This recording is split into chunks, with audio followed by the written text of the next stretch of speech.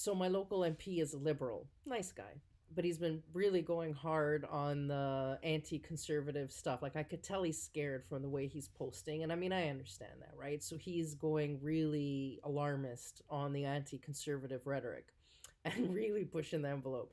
So, at first I let it go, but now it's starting to bug me. You know what I mean? Because he's really off the mark. So I've been challenging some of the accusations or challenging some of the thought behind what he's posting, and somebody in his fan club is like creeping.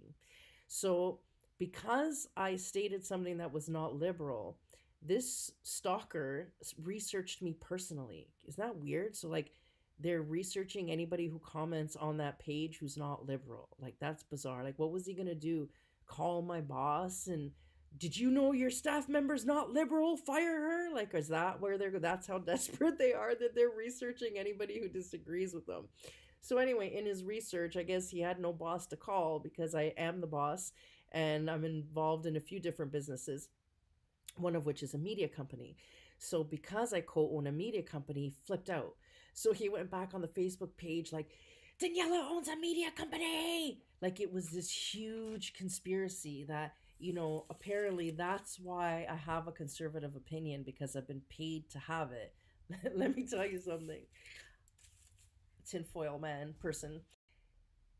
It's ridiculous. So first of all, my media company has produced a horror film and a reality show about designer clothes. So I don't know where that came from. Now, I do consult privately. I'll give you that much. I do consult, and sometimes I've been consulting on some political campaigns and helping with a few videos or things like that, but not that I'm contracted to any political party. But I will tell you what I am is I volunteer. I volunteer. Up until recently, I used to be like center leaning left, So I was never conservative, never voted conservative in my life, was one of the most vocal criticizers of Stephen Harper, which is something I deeply regret to this day. Really, I was dumb, young and dumb, and didn't get it. And then what happened was I grew up, became a leader of industry in the renewable sector. But the liberals came in and they decimated the sector, as they've done everything other sector pretty much that we've got in Ontario. So after seeing that and understanding the world a little bit better as an adult, my political opinions evolved as well, and I ended up conservative or conservative leaning. And when the left became so unhinged with political correctness and this pandering to the United Nations and picking fights with our biggest trading partner, when I saw that just was the last straw, and I joined a political. I joined the Conservative Party of Canada as a member, and I volunteer, and I'll be volunteering in the next election as much as I can to support the party, because I really believe that the Liberals are not good for Canada. And so, as a citizen who believes in democracy, I'm going to volunteer for politics. And the fact that I co own a media company is completely irrelevant because that has nothing to do with it. So, anyway, this is how unhinged they've become. That if you disagree with them, they'll look up who you work for so that they can do what? Like, the guy was stalking me personally. The Feminist Party and one of their members stalked me personally to find out where I work because I disagreed with liberals. I really think, because it was this big conspiracy, looking for conspiracies. I really think that liberals should invest in tinfoil hats because it suits them. So listen, if you're sick of what you're seeing with the liberals, if you're sick of being scared of Christmas carols and offended and worried about construction workers and just the way things are going, I just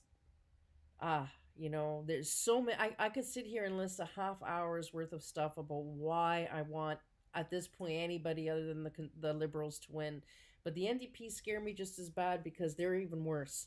So I really think, even if you're not a gung-ho conservative, given that we're looking at economic instability in the next few years globally, not just Canada, globally. Remember when we were under conservative rule, we were the last to fall into the recession, and the first to get out and suffered almost the least amount of damage than any other country globally. And that was under conservative stewardship. So, given that, if nothing else, that alone should be reason to vote conservative. If you're worried about what Trudeau and his cabinet is doing to Canada, if you're sick of this oppressive political correctness where you're not even allowed to have an opinion without being called a Nazi and all this other stuff, if you're fed up, now is the time to get involved.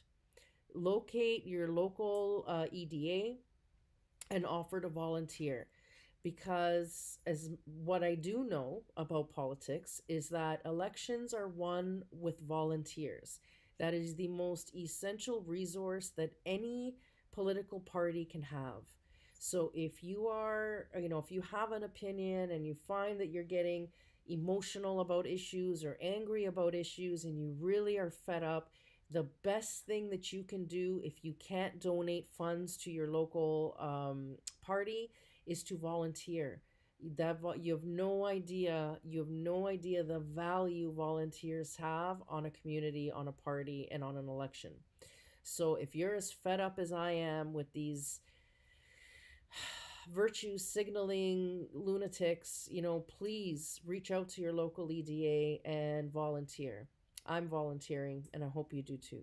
Have a great day.